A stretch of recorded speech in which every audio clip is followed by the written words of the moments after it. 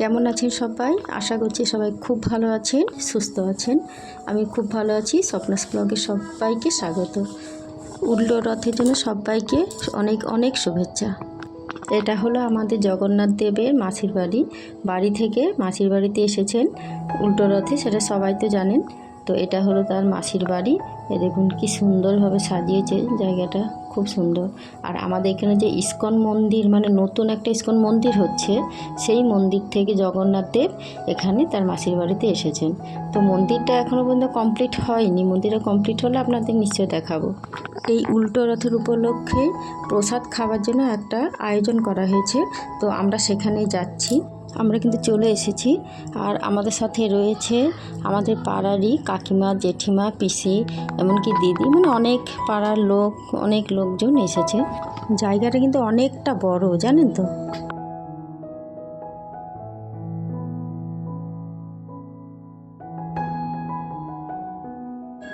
আমরা সবাই এখানে এসেছি প্রসাদ খেতে। দেখতে দেখতে দিনগুলো কিভাবে কেটে যাচ্ছে, তাই না? দেখুন, সেই দিনকে এলো জগন্নাথ দেব তার মাসির বাড়িতে, কিন্তু দেখতে দেখতে 8টা দিন কেটে গেল। আবার এনারা তিনজনে নিজের বাড়িতে ফিরে যাবেন। আবার একটা বছরের অপেক্ষা।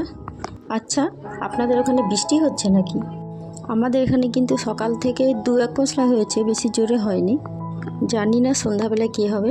সোজা রথেতে প্রচণ্ড পরিমাণে বৃষ্টি হয়েছিল। আমরা তো যেতে পারিনি, কিন্তু মেয়ে পড়তে গিয়েছিল, ওকে আনতে গিয়েছিলাম, সেই জন্য সেখানে একটু রথ দেখা হয়েছিল। না হলে মনে হয় আর হয়তো যেতেই পারতাম না।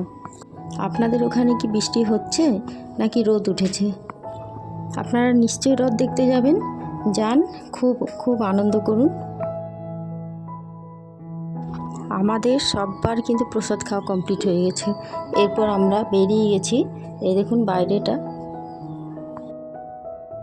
সববার রথ খুব আনন্দে কাটুক। সবাই খুব ভালো থাকবেন, সুস্থ থাকবেন। আবার দেখা হচ্ছে আপনাদের সাথে পরের ভিডিওতে।